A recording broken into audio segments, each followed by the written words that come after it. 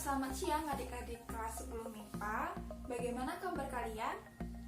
Kak Emma harap semuanya dalam keadaan baik dan sehat-sehat saja ya. Nah, seperti sebelumnya, kali ini pertemuan yang kelima bersama Kak Emma akan memberikan sebuah layanan di bidang pribadi dengan topik yaitu manajemen waktu. Nah, berbicara tentang waktu, dalam sehari ada 24 jam. Dengan waktu itu, dengan 24 jam, apakah adik-adik merasa bahwa waktu tersebut cukup? Atau justru sebaliknya, adik-adik merasa bahwa 24 jam itu kurang, ada yang mengandai-andai. Seandainya sehari ada 26 jam ya, pasti aku akan cukup dalam melakukan kegiatan ini, itu, dan lain sebagainya. Nah, untuk itu kali ini Kak Emma akan membahas tentang manajemen waktu supaya adik-adik bisa mencapai target sesuai dengan waktu yang sudah adik-adik tentukan, begitu. Nah, sebelumnya kita harus tahu adik-adik apa itu manajemen waktu. Nah, manajemen waktu itu adalah proses perencanaan dan pengendalian secara sadar terhadap waktu yang dihabiskan untuk kegiatan tertentu supaya waktunya produktivitas. Atau seperti yang bisa adik-adik lihat di belakang di PowerPoint, manajemen waktu itu adalah perencanaan, pengorganisasian, penggerakan, dan pengawasan produktivitas waktu. Jadi, supaya dalam 24 jam sehari itu dapat digunakan secara maksimal, begitu adik-adik. Nah, barusan adik-adik sudah tahu arti dari manajemen waktu itu. Nah, ternyata di dalam manajemen waktu itu ada prinsip-prinsip. Di sini Kak Emma memiliki 8 prinsip dari manajemen waktu yang akan Kak Emma bahas satu persatu. Yang pertama, prinsip dari manajemen waktu adalah tujuan adalah kunci yang utama. Gambarkan hasil akhir dengan jelas. Nah, jadi dalam memanajemen waktu kita harus fokus terhadap tujuan, karena tujuan itu adalah yang kunci utama.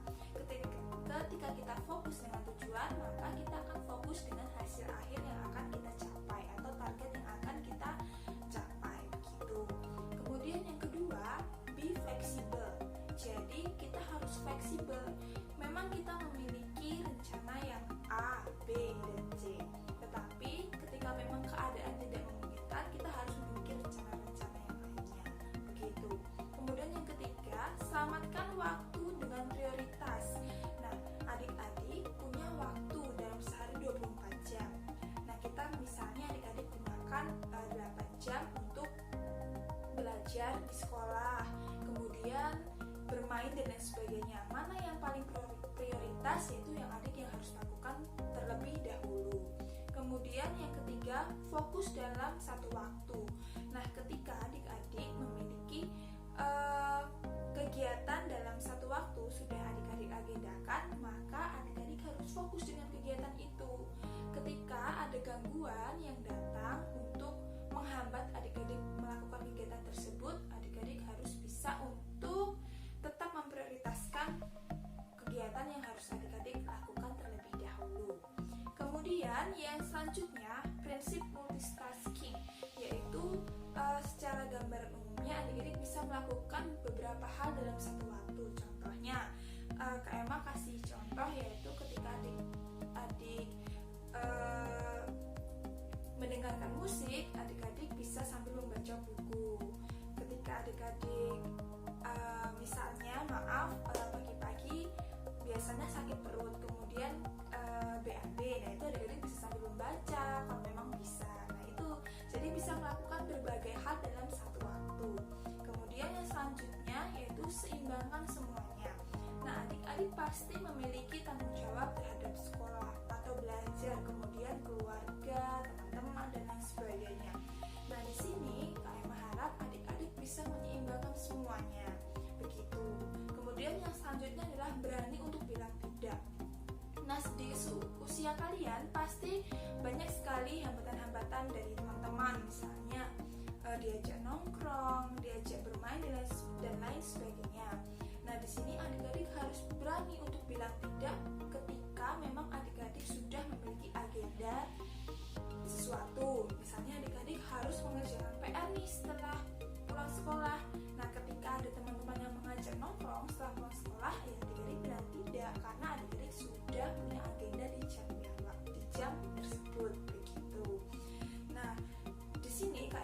juga berharap ketika adik-adik bilang tidak, disertakan alasan supaya tidak salah paham di antara teman-teman kalian, begitu.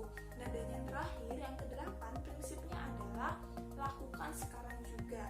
Jadi ketika adik-adik sudah memiliki agenda yang sudah adik-adik rencanakan, ya lakukan. Jadi jangan nanti, karena percuma kita sudah memiliki agenda kalau tidak ada actionnya dari sekarang. Nah, itulah prinsip-prinsip dari manajemen waktu. Jadi ingat ya adik-adik, tadi ada 8. Nah, ketika adik-adik lupa, adik-adik bisa putar video ini berkali-kali, begitu. Kalau tadi kita sudah belajar tentang pengertian dari manajemen waktu dan prinsip-prinsipnya, nah selanjutnya kita akan belajar dari langkah-langkah yang bisa adik-adik gunakan dalam manajemen waktu. Nah, tapi sebelum kita melakukan dari tips-tips yang akan Kak Emma berikan, Kak Emma harap adik-adik harus sudah ada muncul niat dalam manajemen waktu. Karena kalau belum didasari dengan niat dari dalam diri adik-adik, maka nanti akan susah, agak sulit dalam melaksanakannya, begitu.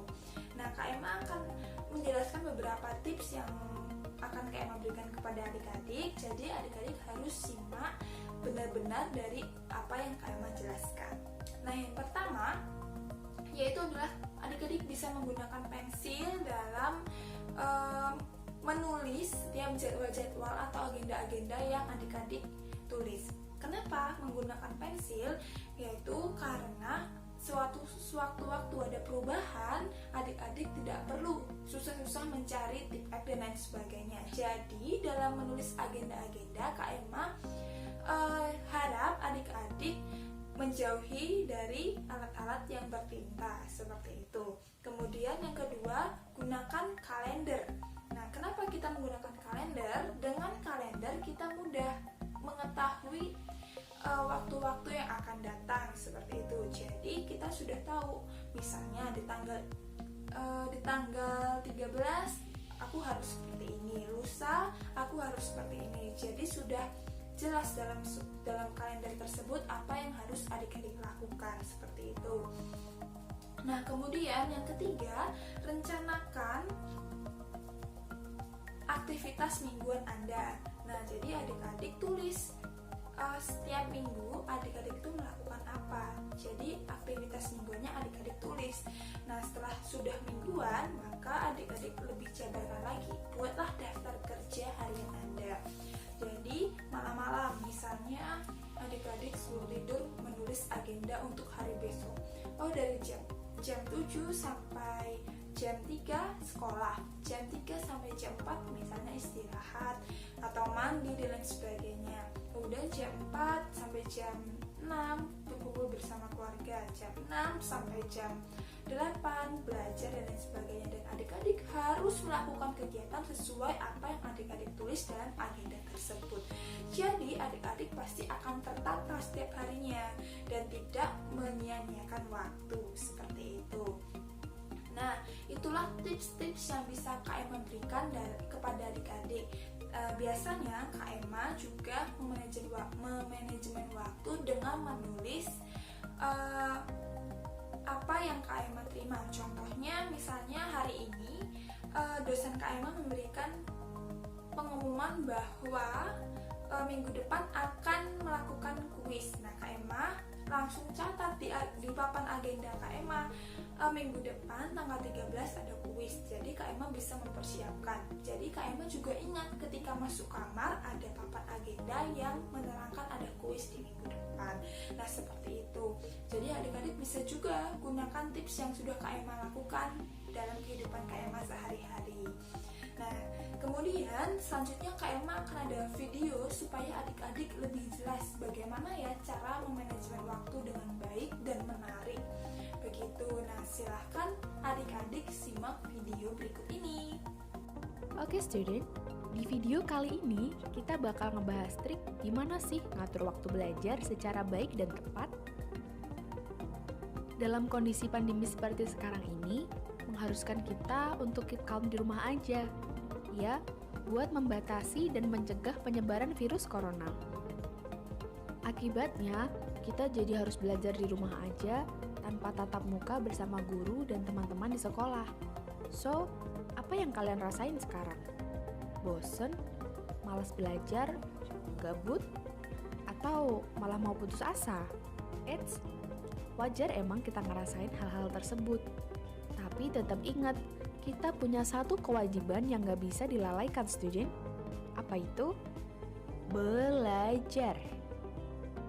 So, buat kalian yang ngerasain hal yang sama, semoga aja kita bisa sama-sama bangkit kembali dan memulai semangat baru buat belajar setelah nonton video ini. Dalam memulai sebuah pekerjaan, tentunya kita harus punya niat yang kuat ya guys. Dengan adanya niat, kita bisa melakukannya dengan senang hati. Nah, kalau udah ada niat, terus gimana ngatur waktunya kak?